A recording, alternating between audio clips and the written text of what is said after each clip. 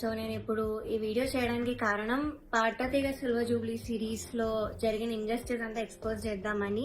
మీ అందరికీ తెలుసు నేను దానిలో పార్టిసిపేట్ చేశానని. సో అక్కడ ఏదైతే జరిగిందో అదంతా నేను ఇక్కడ క్లియర్ గా చెప్తాను వీడియోలో. స్టోరీస్ పెట్టాను, చాలా మంది థౌజండ్స్ ఆఫ్ రిప్లైస్ వచ్చాయి స్టోరీకి ఏం జరిగింది అని. సో దీనిలో అంతా నేను క్లియర్ గా ఎక్స్ప్లెయిన్ చేస్తాను. మిస్ అవ్వకుండా లాస్ట్ వరకు ఈ వీడియోని చూడండి. సో ఈ వీడియో చేద్దాం అనుకునే ముందు చాలా మంది ఆపడానికి వచ్చారు నన్ను ఈ మ్యూజిక్ ఫీల్డ్ నుంచి. బికాజ్ నీ కెరియర్ ఎఫెక్ట్ అవుతుంది, నీకు మంచి ఫ్యూచర్ ఉంది, ఎందుకు పాడు చేసుకోవడం అని చాలా మంది ఆపడానికి ట్రై చేశారు. కానీ నేను ఇంకా డిసైడ్ అయ్యాను నాకు మ్యూజిక్ ఫీల్డ్కి సంబంధం ఉండదు అని. బికాజ్ ఇంత ఇండస్ట్రీస్ జరిగేటప్పుడు నాకు ఉండాలని లేదు. పాటతీగ రియాలిటీ షోస్ అనే కాదు, దాని బయట కూడా చాలా జరుగుతున్నాయి. I make a different video for that. కానీ ఈ వీడియో మాత్రం ఓన్లీ ఫర్ పాటతీయగా. సో నేను డిసైడ్ అయింది అందుకే.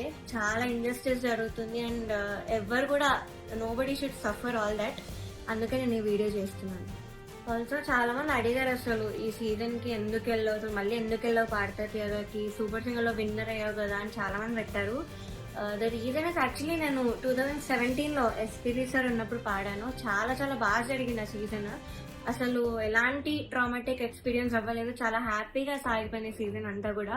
అప్పుడు డైరెక్టర్ శాస్త్రి అంకుల్ ఉండేవాళ్ళు అండ్ ప్రొడక్షన్ హౌస్ కూడా డిఫరెంట్ ఉండేది అప్పట్లో, ఇప్పుడున్న ప్రొడక్షన్ కాదు. సో అది చాలా పీస్ఫుల్ గా చాలా బాగా జరిగింది ఫైనల్స్ వరకు కూడా. అండ్ నాకైతే చాలా ఐవ్ లెర్న్ సో మచ్ ఆ సీజన్ లో, చాలా బాగుండింది. సో అదే ఎక్స్పెక్టేషన్ తో ఈ సీజన్ కి వచ్చాను. ఆల్సో ఎక్స్పోజర్ వస్తుంది కదా అని. సూపర్ సింగర్ విన్నాక నాకు అంత ఆపర్చునిటీస్ ఏం రాలేదు. సో దీనిలో చేస్తే వస్తుంది కదా, ఎక్స్పోజర్ ఉంటుంది కదా అని ఒక థాట్ తో వచ్చాను. అండ్ దానిలో తప్పేం లేదు కదా. సో ఆ ఒక్క థాట్ తోనే నేను ఈ సీజన్ కి వచ్చాను. కానీ అంతా ఆపోజిట్ జరిగింది. సో మొన్న థర్డ్ షెడ్యూల్ షూట్ అయింది. టాప్ 12 లో నన్ను ఎలిమినేట్ చేశారు. యాక్చువల్లీ ఫస్ట్ షెడ్యూల్ నుంచి కూడా చాలా జరిగాయి. అప్పుడే నేను క్విట్ అవుదాం అనుకున్నాను, బట్ కాంట్రాక్ట్ సైన్ చేశాను. So I had no option. మీరు అనుకోవచ్చు ఎలిమినేట్ అయింది కాబట్టి ఇదంతా ఇప్పుడు కోపంతో చెప్తుందేమని, కానీ కాదు. ఉన్నప్పుడు నేను చెప్పలేను, కానీ ఎలిమినేట్ చేశాక నాకు ఆ ధైర్యం వచ్చింది అంతా చెప్పడానికి. సో జడ్జెస్ గురించి కానీ అక్కడ ఆ ప్రొడక్షన్ వాళ్ళు ఎలా ట్రీట్ చేశారని కానీ నేను అంతా దీనిలో బయట పెడతాను. సో నేను ఒక గుడ్ థింగ్ తో స్టార్ట్ చేస్తాను. పాటతీగలో ఒక గుడ్ థింగ్, ఆర్కెస్ట్రా కృష్ణాంకుల్ వాళ్ళు ఆ సీజన్ లో ఎవరైతే ఉన్నారో వాళ్ళే ఈ సీజన్ లో కూడా ఉన్నారు. వాళ్ళు మాత్రం చాలా సపోర్ట్ చేశారు, అందరితో ఒకేలా ఉంటారు. అండ్ మెంటర్ శ్రీనివాస్ సార్, ఆయన కూడా నన్ను ఎప్పుడు కూడా you are the most talented అని మొన్న కూడా నాతో వచ్చి చెప్పారు. సో వీళ్ళిద్దరికి మాత్రం I'm very very thankful. They are my favourite people. So this is the only good thing పాటతీగ ఈ సీజన్ లో. సో ఫస్ట్ నేను జడ్జెస్ దగ్గర నుంచి స్టార్ట్ చేస్తాను.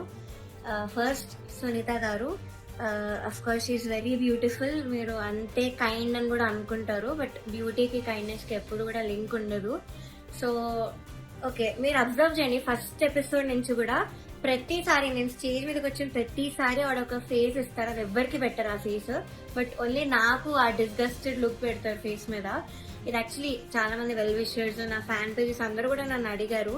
కాబట్టి నేను స్క్రీన్ షాట్స్ పెడతాను. ఇది ఎందుకు ఇలా did something happen beyond the screen, ఏమైనా అయ్యిందా మీ ఇద్దరికి, లేకపోతే ఏమైనా గొడవ అయిందా అని ఇలా చాలా మంది అడిగారు. ఎందుకు ఆవిడ అలా ఫేస్ పెడుతున్నారు మీరు రాగానే అని.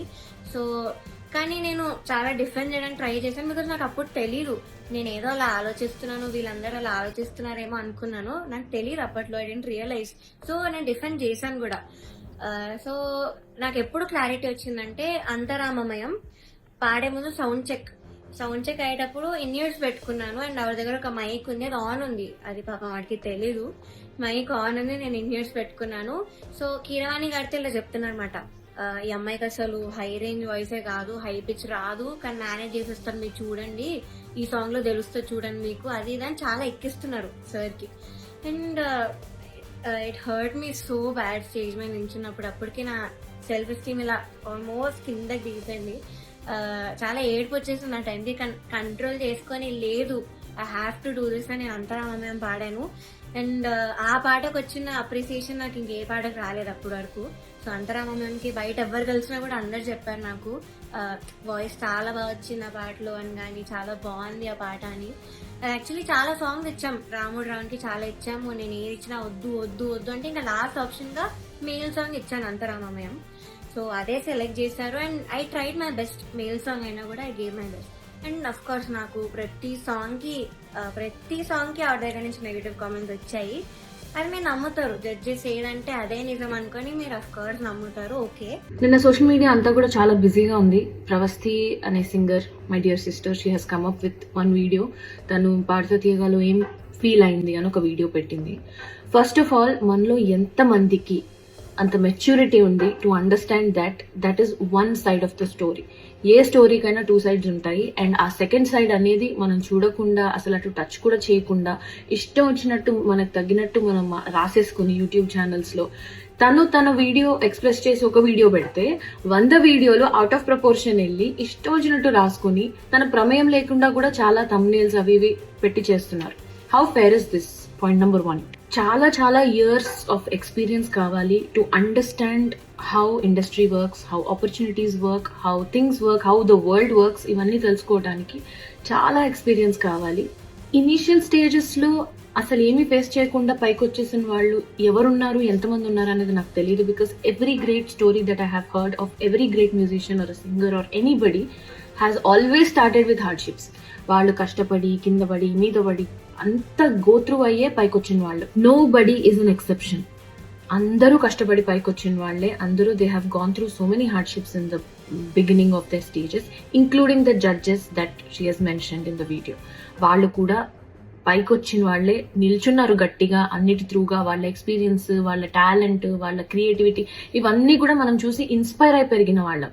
Taking out names like that because you had one experience with them in one show, I don't think it is right. I personally feel it is not right, because in a way you are disrespecting the industry that you are working in. So reality show ki vellala vadda anedi it's a personal choice. Inka favoritism విషయానికి వస్తే, నేను నాకెవరైనా call చేసి నాకు ఒక male singer కావాలండి షోకి, మీతో పాటు ఒక యాంకర్ కావాలండి అంటే, నేను డెఫినెట్లీ నాకు క్లోజ్ అయ్యి నాకు ఫ్రెండ్స్ ఎవరైనా ఉంటే నేను వాళ్ళని మాత్రమే రిఫర్ చేస్తాను. I will not go for anybody beyond that. మీరే చూసుకోండి అని చెప్తాను. ఎందుకు అంటే, as humans we have relevance with those people, because మనకు ఒక చిన్న జర్నీ ఉంది అండ్ అందులోంచి ఒక చనువు వస్తుంది. ఈజీగా అవుట్పుట్ చాలా బాగా వస్తుంది when we collaborate with people we know అనే ఒక దీంతో మనం ఫేవరెటిజం చూపిస్తాం తెలియకుండా. That has nothing to do with personal targets. ఒక ఎగ్జాంపుల్ చెప్తాను. 2017-18 ఆ టైంలో నేను కీరవాణి సార్కి ఒక కంపోజింగ్ కోసం వెళ్ళాను. ఫస్ట్ టైం అనమాట వెళ్ళటము. అది ఓవర్వెల్మ్ అయిపోయాను, భయపడ్డాను నాకు తెలియదు, కానీ I have not given my best. I knew I could do better, కానీ నేను నా బెస్ట్ ఇవ్వలేదు. అండ్ సార్కి ఏదైతే అవుట్పుట్ హీ వాజ్ ఎక్స్పెక్టింగ్ ఒక సాంగ్లో, అది నేను ఇవ్వలేకపోయాను. 5-6 years వరకు మళ్ళీ నన్ను పిలవలేదు. నేను కూడా డిసప్పాయింట్ అయ్యాను, చాలా డిసప్పాయింట్ అయ్యాను. ఎందుకు అసలు ఒక 2-3 ఛాన్సెస్ ఇవ్వచ్చు కదా నాకు అని నేను కూడా చాలా డిసప్పాయింట్ అయ్యాను. But I didn't give up. ఈ 5-6 years I have genuinely worked, అంటే సార్ దగ్గర కాదు, బయట genuinely worked, improved my talent, learn so many things, learn about how industry work, ఎలాంటి మైండ్ సెట్ ఉంటుంది మ్యూజిషియన్స్కి, ఇవన్నీ కూడా నేను దగ్గరుండి డే బై డే నేర్చుకుని వచ్చాను. 5-6 yearsలో కూడా I have created my own opportunities. డబ్బింగ్కి వెళ్ళేదాన్ని, సింగింగ్ చేసేదాన్ని, ట్రాక్స్ పాడేదాన్ని, కోరస్ పాడేదాన్ని, ఆర్జింగ్ చేసుకునేదాన్ని. All the opportunities I have created for myself. 5-6 years తర్వాత, without any external influence, I got a call from Kirani sir saying that he wants to work on a song. నేను వెళ్ళాను. This time I did much better. Sir ఏదైతే output అనుకున్నారో that I could deliver. As simple as that. నాకు అర్థమైంది నా ఎక్స్పీరియన్స్లో ఏంటి అంటే, తెలియకుండా వీ ఓవర్సీ థింగ్స్. అంటే అమ్మో అని ఒక పెద్ద ఇది ఇచ్చేసుకుంటాం థింగ్స్కి, బట్ అక్కడ అంత ఉండదు. Especially at times like this we should calm down and look at the bigger picture here, because it is never about people, it is about art, it is about music, it is about output. ఇవి పెద్ద విషయాలు మనకంటే కూడా. So దాన్ని అలా చూసినప్పుడే as artists I think we will enjoy this journey. ఇప్పుడు అనిపించింది 5-6 years తర్వాత నన్ను ఎందుకు పిలిచారు out of the blue moon అంటే, బికాస్ నా సైడ్ నుంచి, నా పర్స్పెక్టివ్ నుంచి ఆలోచిస్తే, because I didn't give up. And also నా వర్క్ ఏదైతే చేశానో అది ప్యూరెస్ట్ ఇంటెన్షన్స్తో చేశాను. I have never expected anything out of anybody's association. Sure, every singer goes through something or the other, and also overall గా మన చుట్టూ సింగర్ పక్కన పెట్టండి, మ్యూజిషియన్ పక్కన పెట్టండి, ఓవరాల్ గా మన చుట్టూ ఇంతమంది ఉన్నారు కదా, ఇంతమందిలో ఎంతమంది హ్యాపీగా ఉన్నారు, ఎంతమంది స్ట్రెస్ గో త్రూ అవుతున్నారు. If the problem lies only in music industry, only in singers, only with reality shows, ఇంతమంది ఎందుకు డిసప్పాయింటెడ్ గా ఉన్నారు చుట్టూ? Because it is happening everywhere. ఈ మెంటల్ హెల్త్ అవేర్నెస్ లేకపోవటం అనే ఒక కాన్సెప్ట్ ఏదైతే ఉందో, ఇట్ ఈస్ హ్యాపెనింగ్ ఎవ్రీవేర్. అందుకే when you are aware of what you are going through, what you want in life, what you want to prioritise in your life, ఇవన్నీ తెలిసినప్పుడు I don't think you have the need to say something else to somebody else. To be honest, అందరు singers survival mode లోనే ఉన్నాం. ఎందుకంటే thousands of singers ఉన్నారు. ఇప్పుడు అందరూ బాగా పాడేవాళ్లే, థౌజండ్స్ ఆఫ్ సింగర్స్ ఉన్నారు. కానీ సంవత్సరానికి ఒక్కొక్క మ్యూజిక్ డైరెక్టర్ మహా అంటే 9 to 10 మూవీస్ చేస్తారు. ఆ 9 to 10 మూవీస్ లో 1000 మెంబర్స్ ని ఎలా అకామిడేట్ చేస్తారు?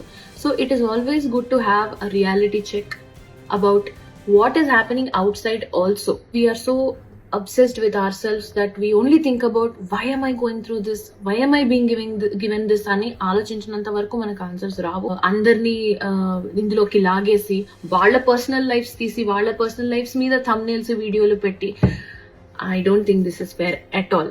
So మీరు కూడా as audience, I think it is your responsibility also to pick your content. Understand that there are always two sides to the story and not just one. In the name of being bold, dragging names and just randomly saying things about them anedi not correct. If you have two people in the conversation, that is okay, you can talk, meer maatladochu vallu maatladochu, but when you are giving a one sided explanation on Instagram or social media, I think it is unfair to just randomly drag people and their names, especially when they are such legends and they have done so much work in the industry. Vaalla paatalu lekunda it is definitely incomplete. The industry is definitely incomplete. I think even my dear sister Pravasti will grow in life only when she tries to understand how this world works. And in my personal experience with M.M. Keeravani garu, I think he is an amazing man. He is very, very humble and అందరినీ ఒకేలాగా చూస్తారు, equal గా చూస్తారు, respect ఇస్తారు. Have been working with him and I felt this was unfair. Just unfair to drag him and చాకరీ చేస్తారు అని అన్నారు. అది వాళ్ళు అలా చెప్పారో లేదో నాకు తెలియదు, చెప్పుండరు అనుకుంటున్నాను. ఒకవేళ చెప్పుంటే కూడా I think that is the most favourite చాకరీ for any singer or every singer. Because వాళ్ళ దగ్గర, కిరవాణి గారు లాంటి వాళ్ళ దగ్గర నేర్చుకోవటానికి ఇంత ఉంటుంది. అండ్ ఎలాంటి చాకరీ ఉంటుంది? నోటేషన్స్ ఇస్తే స్వరాలు రాసుకోవటం, చాలా కష్టపడి నేర్చుకోవటం, స్టూడియోకి వెళ్ళి పాడటం, ఒకసారి బాగాలేదంటే మళ్ళీ అవుట్పుట్ బాగా వచ్చే వరకు పాడటం, ఇదంతా చాకరీయే కదా మరి. సో ఈ చాకరీ చేయడానికి ఏ సింగర్కి ఇష్టం ఉండదు? అందరికీ ఇష్టం ఉంటుంది. Because when you have an opportunity to learn so much from an amazing legend that is easily accessible to you. అసలు people forget the fact that he is easily accessible to you. అలాంటి పర్సన్ దగ్గర చాకరీ చేయడానికి నామోషి ఏంటి నాకు తెలియదు. It is this kind of చాకరీ దట్ ఐమ్ టాకింగ్ అబౌట్.